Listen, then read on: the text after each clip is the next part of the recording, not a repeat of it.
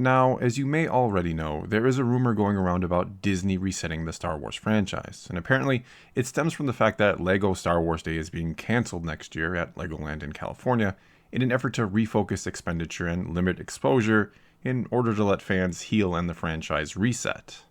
And over the last few days, many people have asked me if I thought such a thing was possible, if they would literally reset the franchise and wipe away everything they've done in the past 6 years since taking over. And before I give my thoughts on it, keep in mind I'm going to look at this and examine it the same way I look at everything, that being as logically as possible. And at the risk of angering some people out there who may love this idea, and do keep in mind I wouldn't hate seeing The Last Jedi wiped from the official canon since I'm not a huge fan myself. Anyway, looking at this logically, it makes no sense at all.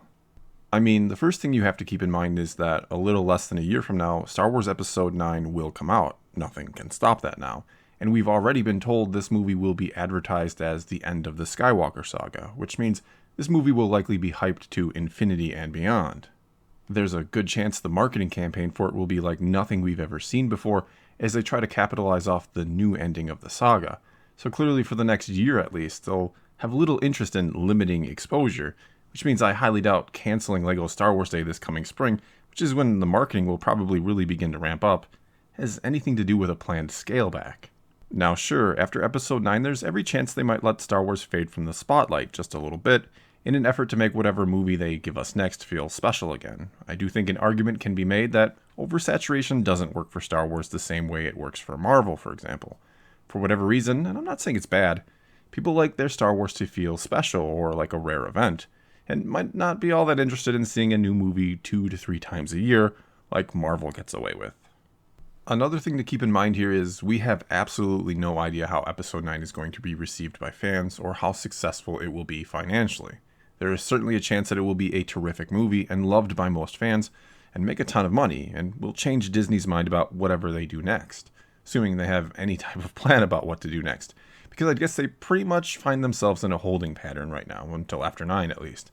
Because if it, relatively speaking, bombs at the box office or is rejected by enough fans, well, it may be time to go back to the drawing board for Disney. But would that really mean resetting the whole franchise and wiping away the sequel trilogy as if it never happened? And let's not forget, they already did something like that when they wiped away the expanded universe, and as I've discussed in a recent video, that may have gotten them off on the wrong foot with some of their most dedicated and loyal fans. Anyway, would they really risk turning Star Wars into something more akin to the Spider-Man or Batman franchises, where periodically we get a new version of it? Honestly, I highly doubt that. Because, hypothetically speaking here, one of the only reasons you would want to reset everything is to do the sequel trilogy over again, and with that comes a great many problems. First, you're going to anger everyone who does enjoy the sequel trilogy. And yes, plenty of people out there do enjoy it, just like plenty of people despise it. As I've talked about before, it's impossible to ever know what the ratio of love to hate really is for these new movies, but to deny there isn't a large representation on both sides is to really kid yourself. And as I see it, the biggest problem with redoing the sequel trilogy over again is Harrison Ford would never do another Star Wars movie. Carrie Fisher has of course passed away, and Mark Hamill seems to be growing tired of all this, and has basically said doing Star Wars without Carrie isn't enjoyable for him, which I completely understand. In other words, one of the main reasons fans might want to see the sequel trilogy redone, which would be to honor the original characters more than this one did, isn't really possible anymore at this point. Then of course I suppose resetting Star Wars could theoretically mean resetting the whole damn thing and redoing all of it, including the original trilogy, and that has disaster written all over it. I mean, if Disney and Lucasfilm are actually considering such a thing, and there really isn't evidence to suggest they are, even though some want to point out they have recast the main 3 characters, Luke, Han, and Leia. Well, if they did do something like this, they would deserve to have Star Wars crash and burn on them. However, if they wanted to do something different or stylistic with the original trilogy, like do an animated version of it using the original actors' voices, which is basically what they're doing with these Galaxy of Adventures animated shorts, well, then I'd say go for it. I wouldn't be opposed to seeing something like that, but never ever redo the original trilogy or get ready to see a fan revolt that is bigger than they could possibly imagine. Anyway, if there is any truth to the rumor that someone associated with Disney said they want to reset Star Wars, probably what that means is they're going to take a moment to breathe and figure out what to do next after the sequel trilogy is over with, to let things die down a bit, if you will. To, if I may be so bold, wait for people like me and those who are far louder and angrier with their criticisms stop making videos about The Last Jedi and everything wrong with Disney Star Wars.